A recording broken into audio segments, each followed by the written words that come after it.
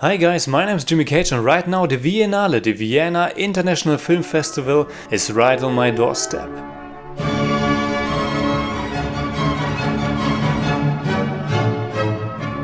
And today I want to talk about one of the strangest movies I've seen in a long time, The Lobster. Have you ever been on your own before? No, never.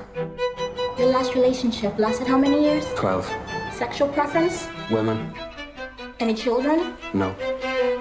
And the dog? This is my brother. He was here a couple of years ago, but he didn't make it. Are you single? Well, if you are, I have a bad message for you, because if you like it or not, you will check into a special hotel now and you have 45 days to find yourself a partner. Otherwise, you will be transformed into an animal, but at least you can choose which one. They give you that. The Lobster takes part in a dark dystopian version of our world, where having a partner is the most important thing in life. As you watch the movie and think about it, it's actually not that different from our reality and from our social norms, only that the movie shows it very drastically. Good morning, 44 days left. Breakfast is served. But that's also where the humor comes in, because the whole concept itself is so grotesque and they play it out 100% seriously. Colin Farrell plays a man that just got single and therefore checked into the hotel. He meets other people like Lisping Man, played by John C. Reilly, or the Limping Man, played by Ben Whishaw. Everybody's looking for a person to be with, and in this world a single thing in common, even if it's the most stupid thing you can think about, like nose bleeding from time to time, is supposedly all that's important for two people to be together and to be in love. Farrell, who just recently played a hard-boiled, worn-out cop in True Detective, is softer than you've ever seen him before. He carries a big belly with him and always looks extremely kind and pleasant. He doesn't talk that much, at least not in the first half of the movie, but he doesn't have to. Because the timing of the acting and how all the scenes are played out is just great. It's absurd and extremely deadpan, and yeah, the dry humor really works well here.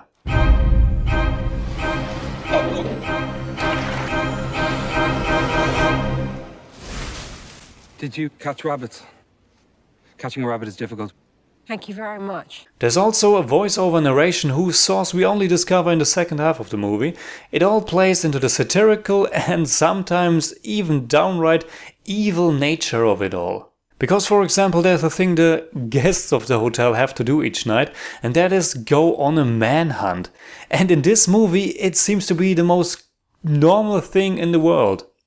They're all sitting in a bus, everyone in his dressy uniform hotel outfit, holding guns in their hands and getting ready for the manhunt. What then follows is a beautiful, grotesque hunting scene in slow motion, one of my personal cinematic highlights of the year.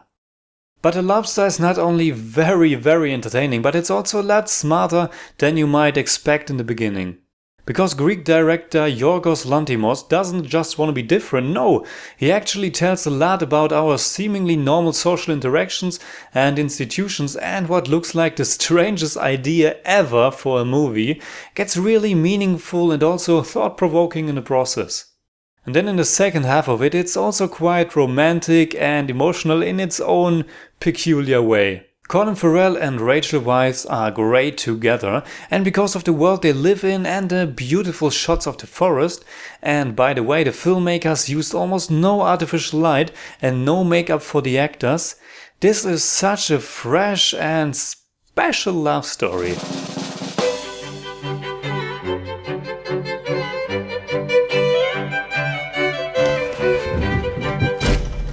Yeah, I think you might guess it by now, but I had a great time with The Lobster.